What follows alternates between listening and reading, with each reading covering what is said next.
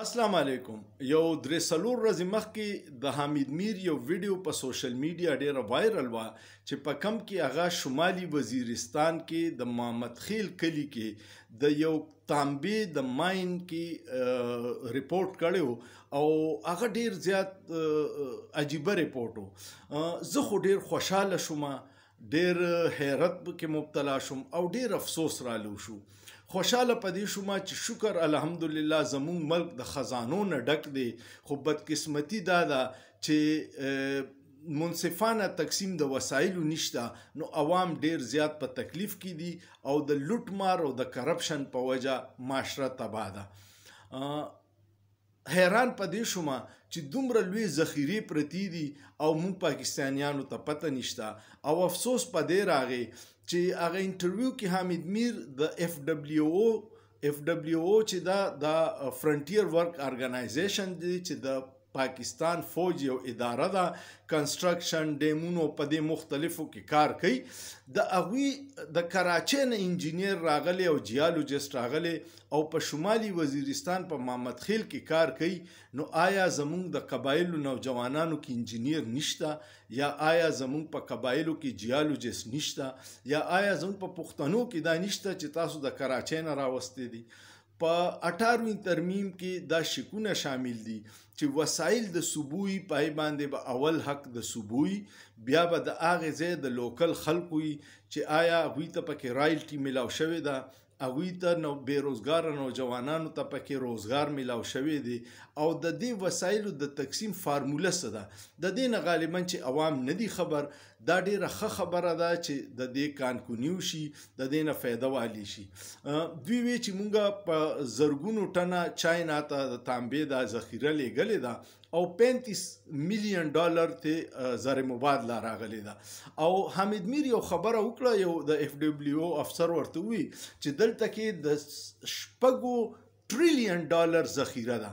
اوس تاسو ته زه لکوټي د ټریلیون تعریف کوم چې ټریلیون څه دی.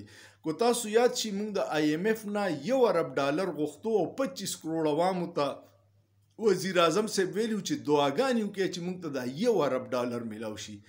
نو په 1 ارب کې 100 کروڑ او بیا 1 ارب نه 50 ارب نه 100 ارب نه 1500 ارب نه 1000 ارب چې 1 ټریلیون دی. نو دغلته وی د 6 ټریلیون ډالرو ذخیره ده. دا 6 ټریلیون شو 6,000 ارب ډالر، او مونږ 1 ارب ډالر ته آی ایم ایف ته محتاج یو. نو دومره وسایل دي او بیا مونږ خوار یو. د هغې غټه بدقسمتي زمونږ د پالیسیانو کمې دي، د اقربا پرورې د وجې او د کرپشن د لاسه چې د وسایلو تقسیم په قومونو کې صحیح نه کیږي او صرف په خاموشۍ سره هغه سامان ایستلی کیږي او عوام ته څه فایده نشته. زه د حکومت د دې رایستو د پالیسۍ حمایت کوم، خو زه بل طرف ته دا وایم چې هلته کم قبایل دي ډیر خفه دي، ډیر ناراضه دي، ریاست نه خفه دي او په دې دي چې هلته روزګار نشته، د هغوی په وسایلو اختیار نشته. د خدای دپاره د لوکل خلکو سره کینې. دا قبایل ډیر د مینې ډک خلک دي، دوی د پاکستان دپاره ډیرې قربانیانې ورکړي.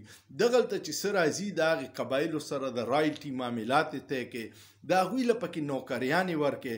د کراچۍ نه سړی راځي انجینیر او په شمالي وزیرستان غونته چې مونږ ته وایي چې شورش زده علاقه ده، پای کې کار کوي.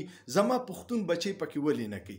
دې پښتنو له پکې روزګار ورکوي چې د هغوی ګیلې ختمې شي او صوبې ته پکې د خپله پوره حصه چې په 18 ترمیم کې کمه ده هغه میلاو شي. نو د دې سره به وفاق مضبوط شي، د وفاق باندې به د صوبو اعتماد سیوا شي، او څو پورې چې د صوبو اعتماد په وفاق باندې نه وي نو دا ریاست ته نقصان دی. مونږ ټول غواړو چې پاکستان او ریاست ډیر مضبوط شي او دا ادارې خپل کار وکړي په صحیح توګه باندې، او د قبایلو دا مسلې حل شي، د پښتنو دا ګیلې ورکې شي، او د پښتنو وسایلو له د پښتنو اختیار پوره ورکړي کم چې په آئین کې زمونږ حق دی.